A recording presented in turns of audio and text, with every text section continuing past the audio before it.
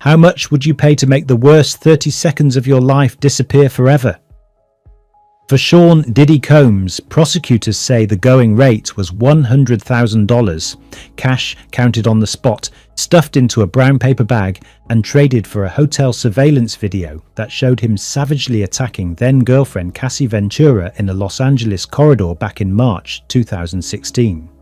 The guard who accepted the money, Eddie Garcia, now sits in a Manhattan courtroom under an immunity deal, recounting frantic late-night calls, nervous stutters, and a non-disclosure agreement carrying a $1 million penalty if the secret ever slipped. Yet here he is, lifting the lid on a cover-up that could turn Diddy's velvet rope kingdom into a prison cell for life. And the tape everyone thought was buried is already clawing back to daylight. It was just past midnight on March 5, 2016, when a grainy hallway camera at LA's Intercontinental Hotel locked onto a scene even veteran guards would never forget. Sean Diddy Combs, barely covered by a towel, burst from a suite door, fists flying, dragging singer Cassie Ventura back toward the room as she pleaded for him to stop. Her heels scraped tile, security radios crackled, and the lens kept rolling, capturing every strike, every frantic shove, every curse smothered by the corridor's plush hush. In the control room, 24-year-old guard Eddie Garcia stared at the monitor, stunned.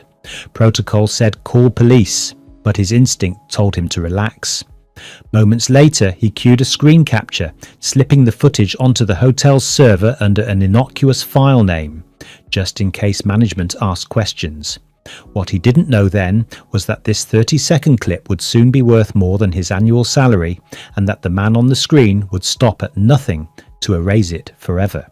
But in that quiet sliding doors moment, all Garcia could hear was Cassie's voice drifting through tinny speakers and the urgent chatter of colleagues racing to separate the pair.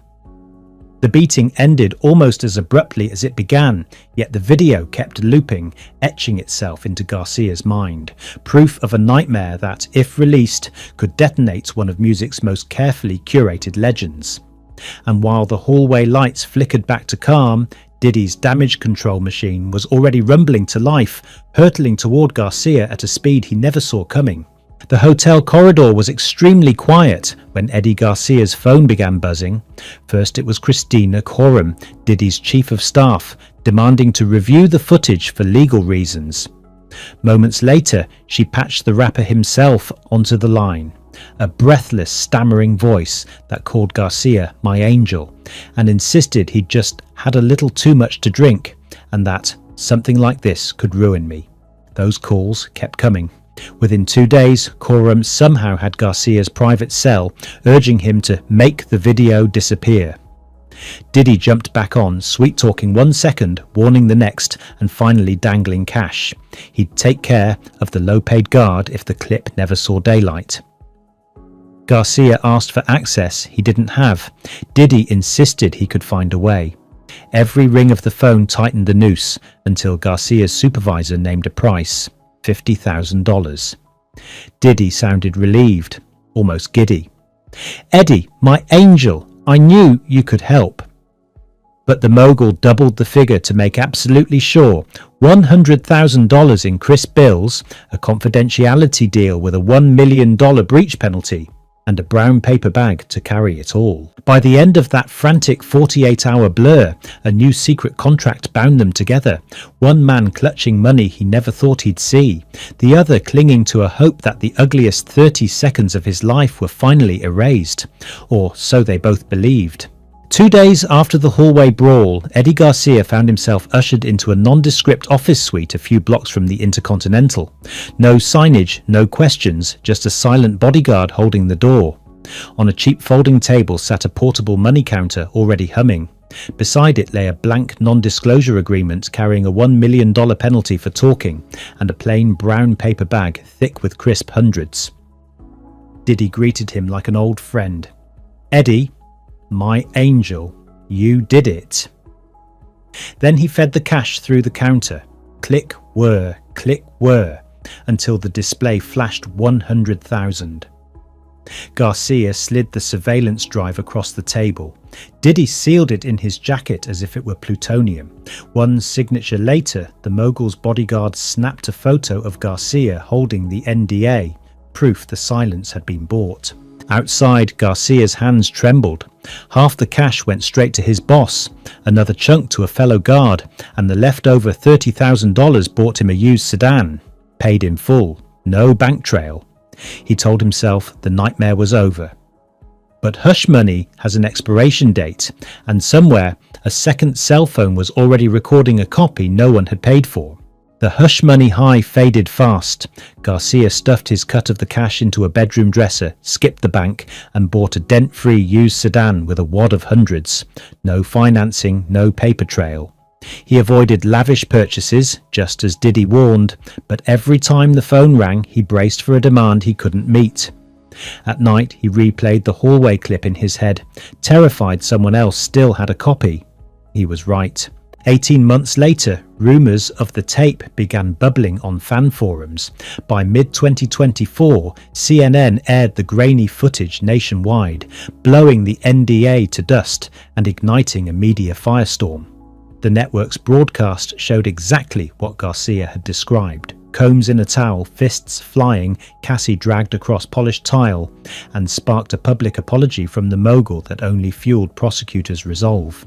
Once the video was public, federal agents retraced the money trail, flipping NDAs into evidence of obstruction.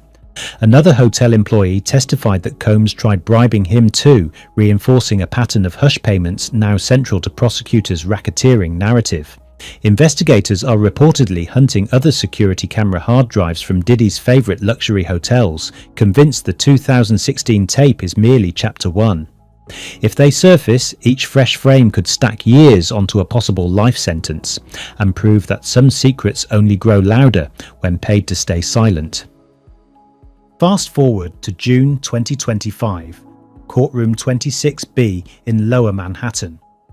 A restless murmur dies the moment Eddie Garcia steps into the witness box. No security uniform this time, just a grey suit and a promise of immunity. He recounts every frantic call, every "my angel" whisper, and the brown bag payoff that bought his silence.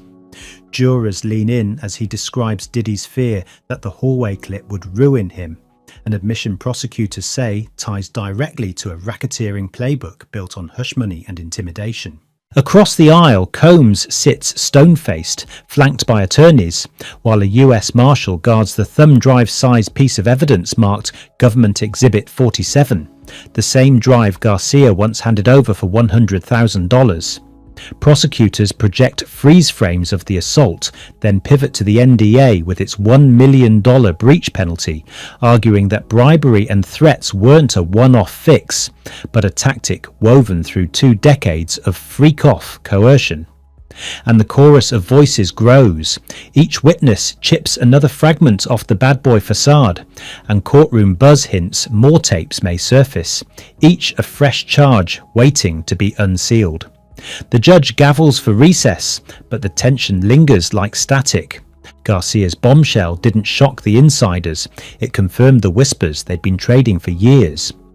Rumours suggest Diddy's inner circle ran on tight NDAs, hefty bonuses and a chilling rule: see nothing, say nothing. Even bodyguards have hinted at freak-off parties, where phones vanished at the door and surveillance cams were mysteriously powered down moments before the guest of honour arrived. Industry chatter says the $100,000 hallway payoff was only one tile in a sprawling mosaic. Over the last decade, staffers allege being paid in envelopes to destroy memory cards, wipe hotel servers, and sign contracts threatening 7-figure penalties for leaks.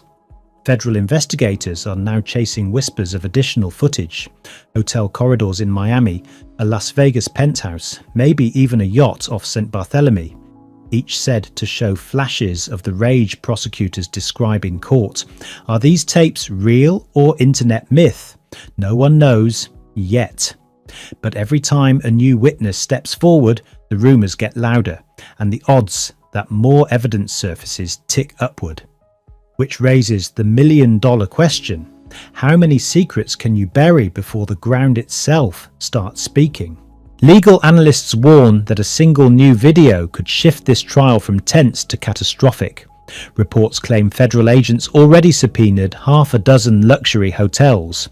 If even one server yields fresh footage, prosecutors could layer on witness tampering and obstruction counts, each carrying up to 20 additional years. Industry insiders whisper that sponsors are drafting exit clauses. One streaming platform allegedly modelled a worst-case scenario in which daily plays of "I'll Be Missing You" plunged 60% overnight. Investors hate uncertainty, and rumours suggest Combs' beverage and fashion partners have tabled new launches until the verdict lands. The cultural fallout could be just as stark. Hip-hop historians point to the rapid erasure of disgraced icons. Fans splinter when a myth they adored turns radioactive.